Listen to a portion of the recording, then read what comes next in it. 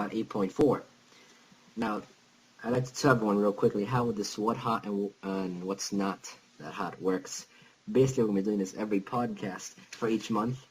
But basically what we do is we take the games for the month, and whatever is below 8.5 is basically not that hot, and everything above 8.5 is considered really hot, which we highly suggest of getting. So that concludes our what's hot and what's not. There's your rundown right there, what games you should get, what games you shouldn't get, what we suggest. And we're going to be heading over to Sibirski Tigger right now with the latest news. Right now, everyone has been waiting for Final Fantasy XIV Online, I believe, and Square Enix is releasing beta sign-up keys. You can go to n4g.com. You can find that segment. If you follow the links, it will take you to a registration page, and from there on, you know what to do.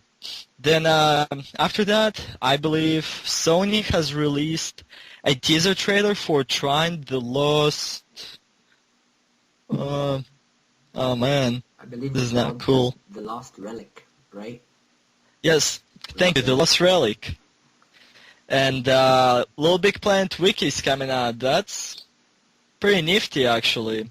Now I know what to look for and where to look for special items when I want to adjust my personal maps. So is that just like a mini Wikipedia, basically? Yeah, pretty much. Almost every major game has one.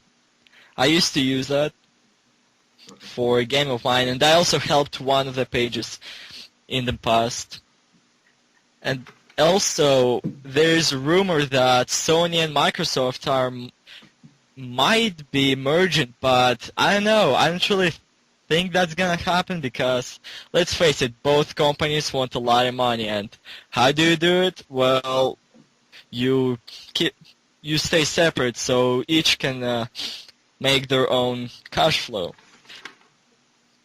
And also, I've heard, and the reasoning behind that, people are saying the gonna merge is to create next generation console, but like I said, it all comes down to money. Both wanna have their own slice of pie.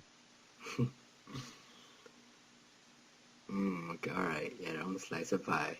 I think that summarizes all of our news, right? Yes. Okay, and now we'll be going on to April releases. Now, a lot of people, I think I got like 3 messages from users of the union asking me, can you do April releases on the podcast? Well, fine, I'll do April releases on the podcast just for those 3 messages I got. I won't say who I got them from, but you know who you are. April releases. Here it is. On April 1st. Now, I don't know if this is an April Fool's joke or what, but PS3 is going to make everyone download firmware version 3.21. Now, it's on April 1st, so, I mean, who knows? It could be an April Fool joke, but I doubt it. Version 3.21. So get ready to download that if it comes out April 1st, which is scheduled to. Borderlands double game add-on pack, also coming sometime in April 2010. Dante's Inferno, The Trial of St. Louis, April 29th. And then we have Super Street Fighter 4 coming April 30th. Lord of the Rings, Aragon's Quests, April 13th. Heavy Rain Chronicles, April 1st. That's the first episodes of the Heavy Rain Chronicles. And the Grand Theft Autos, a bunch of episodes.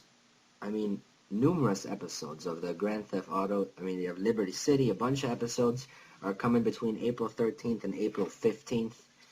And then some of the more major game releases, we have 2010 FIFA World Cup coming April 2010, sometime around April.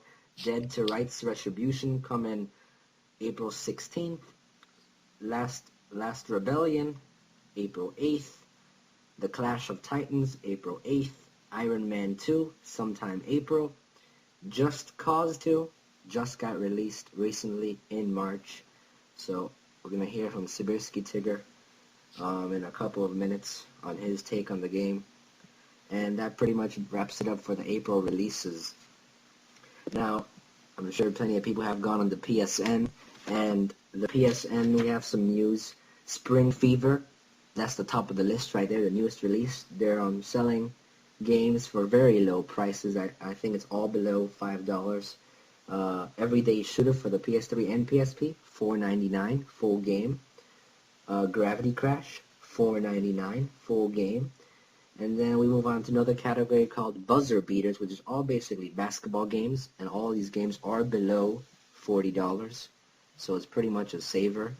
Then you go to GameStop, all below $40. And I think there's only one that actually exceeds the $20 limit.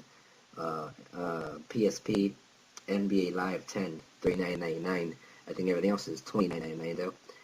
And we have a new Little Big Planet Sonic character costumes. Go ahead and customize your Little Big Planet Sackboys with cool Sonic costumes and make them look pretty cool with these new Sonic costumes. Perfect Weapon PlayStation 1 Classic is coming. Section 8 full game, $29.99. And we have the new thing called Blue Toad Murder File, episodes 1 through 3. And lastly but not least, Anarchy Rush Hour, full game, $7.99. And if you're into, I don't know if you've been watching this, Subersky Tigger, but I have. Yeah, ever heard of The Tester? Yeah, I did. The Tester, you ever watched some episodes? No, like, I didn't really get into it. It's just, I don't see that much excitement behind it, but I'll check it out and then give you my opinion later on. Yeah, well, basically, this is, to those of you who don't know what The Tester is, the new episode number 6 is already out, so go ahead and download that for free. Now, the cool thing is that all these episodes are free to download, and it's basically like a elimination game. There's about 1,000 of applicants came in, and I think the guy's name was Hal Sparks. I don't know if you guys know him. He's a comedian, an actor, and a gamer. And he chose from thousands of applicants and chose 11 people who wanted to be game testers. And basically they're doing a bunch of challenges like football challenges, knowledge on PS3 games. And, you know, basically after each activity, which one episode features one activity, someone gets eliminated. And I think, well, so far, Season 1 only has 8 episodes. I don't know if they're doing Season 2. But so far, 6 episodes are out of the 8. And I know it is pretty interesting. But, I mean, the excitement level might not be as high as people would think. But it's interesting. So it's if you want to check that out, go ahead and check it out. It's free downloads. It's called The Tester. And now we move on to Subersky Tigger, who's going to tell us how his experience with Just Cause 2 went. To be honest, I love that game, because back in the old days I played Mercenaries, and ever since I've been waiting for a game to come out almost like it. And Just Cause 2, when it came out, I got it the same day, got my, like if you pre-order it, I got my special items, which is a giant monster truck for killing people riding on mopeds, and the pistol, which is pretty powerful, but not all that great, but it's still worth using it to save yourself. Well, my first 5 hours of the game, all I did was just hijack airplanes and fly really high and just jump off and enjoy the scenery. I like it how in the game they actually took some time to develop each part of the island. They have snow-capped mountains, they have forests, they have deserts. It's actually pretty cool. And so like first 5 hours all I did is just like explore the island, enjoy the scenery.